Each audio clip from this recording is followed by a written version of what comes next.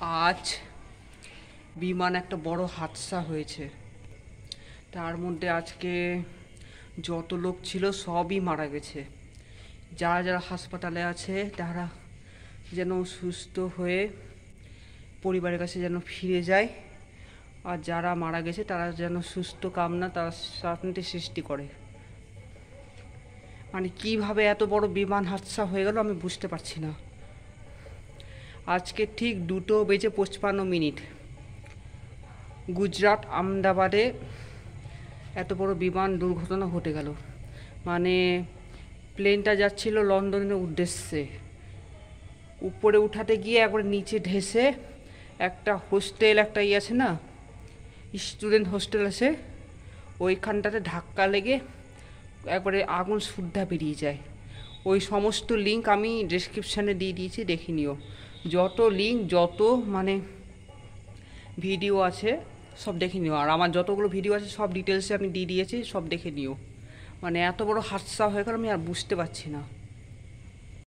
যখনই লোক কিছু না কিছু বলতেই থাকে যে কেন এরকম হয়, কেন আমাদের সঙ্গে এরকম হয়, কেন ভগবান আমাদের সঙ্গে এরকম করছে, ঈশ্বর কেন আমাদের সাথে এরকম প্রাণ কেড়ে নিচ্ছে। আসলে কি, যার কপাল তাদেরই এরকম হয় যে এত বড় বিমান হাদসা হয়ে গেল আমাদের দেশে, ইন্ডিয়াতে। কালকে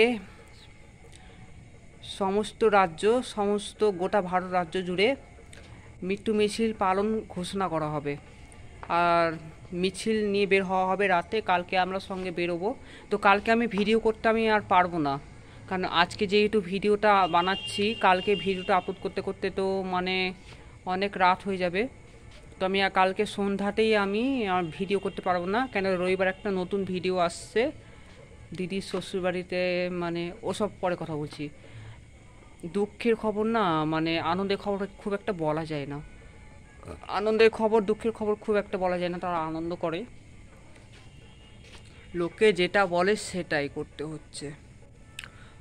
কান্নাও পেয়ে আসছে আমার, যে এত বড় দুর্ঘটনা কেনই আমাদের সঙ্গে ঘটে গেল আমাদের দেশে, ইন্ডিয়াতে। আমি ভারতীয় ছেলে, আই অ্যাম ইন্ডিয়ান বয়।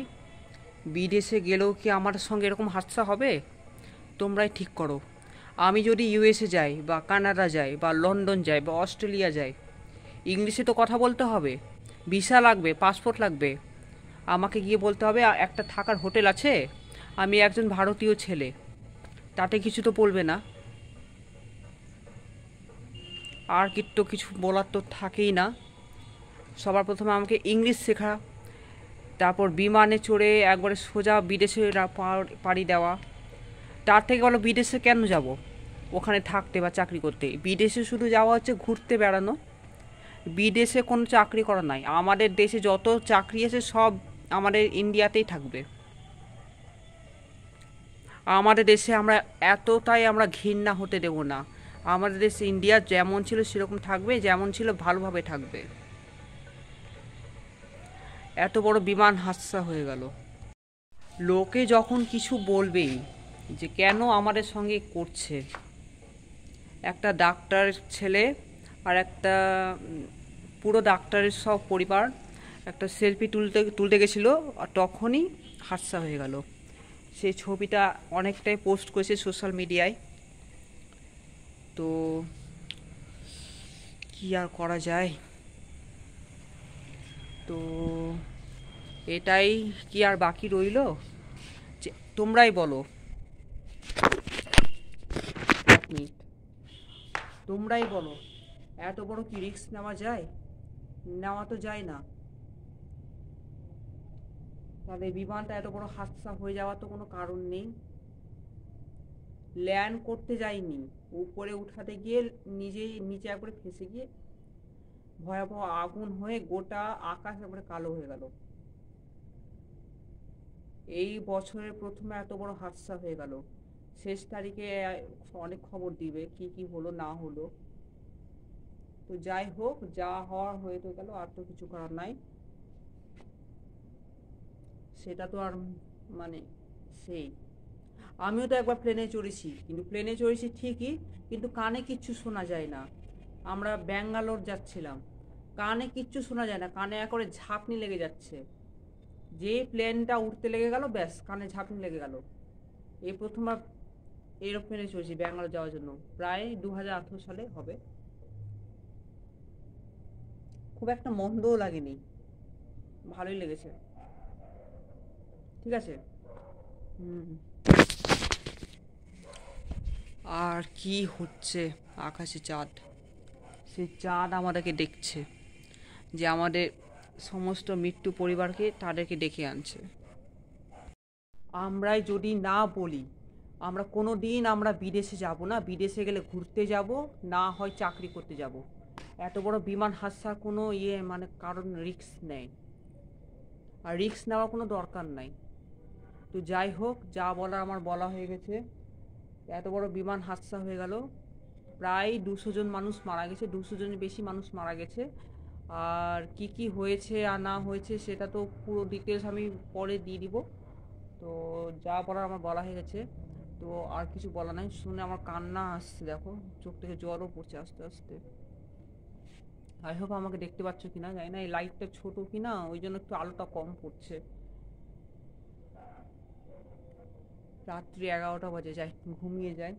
তো ঠিক আছে, আমি আর ভিডিওটা বড় করছি না, এটা একটা স্টোরি বললাম, মানে গল্পের হিসেবে একটা ভিডিও দিলাম। ঠিক আছে। আর থাম্বনেইলটা দেখে তোমরা অনেকটাই বুঝতে পেরে গেছো যে কতটা রিস্ক হয়ে গেল। 200 জনের বেশি মানুষ মারা গেল, আর কিছু জন হাসপাতালে আছে, তারা যেন সুস্থ হয়ে বাড়ি ফিরে আসে এটাই চাই। আর যারা মারা গেছে তারা তো আর কিছু নাই, শক্তি কামনা বৃদ্ধি করা।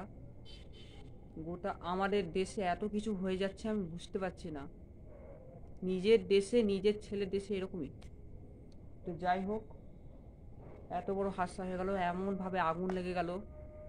সেই লিঙ্ক আমি নিউজগুলো সব আমি লিঙ্কে দিয়ে দিয়েছি, দেখে নিও কতটা কতটা হাদসা হয়ে গেল। আর হ্যাঁ, আর একটা আনন্দের খবর হচ্ছে, আমরা রবিবার আমরা দিদির শ্বশুরবাড়ি যাচ্ছি। মনে আছে দিদির বিয়ে হয়েছিল, দিদির বিয়েতে আমি আর ভিডিও করতে পারিনি, কারণ কি না ওই সময় আমরা তাড়াতাড়ি বাড়ি চলে গেছিলাম, কনুয়া থেকে চাঁচল আসতে অনেকটা দেরি হয়ে গেছিলো। তো যাই হোক, আমি দিদিকে বলেছি যেন সঙ্গে থাকতে, আমি ভিডিও করব ইউটিউবে দিদি আর জামাইবাবুর সঙ্গে। তো চিন্তা করো না, দিদির বিয়েতে যখন ভিডিও করতে পারিনি তো কী হলো, দিদির শ্বশুরবাড়ির পরিবারের লোকেদের তো ভিডিও করতে পারবো। ঠিক আছে। যাই হোক, তো আমি আর ভিডিওটা বড় করছি না, যদি ভালো লাগে লাইক কমেন্ট শেয়ার সাবস্ক্রাইব। ঠিক আছে, দেখা হবে নতুন একটা ভিডিও নিয়ে। ও হ্যাঁ হ্যাঁ, একটা কথা বলতে ভুলে গেছি, সাবস্ক্রাইব করছো তো ঠিকই, বেল নোটিফিকেশানটাকে অন করতে একদম যেন ভুলো না, তাই নিত্য নতুন লেটেস্ট ভিডিও পেয়ে যাবে। ঠিক আছে, থ্যাংক ইউ।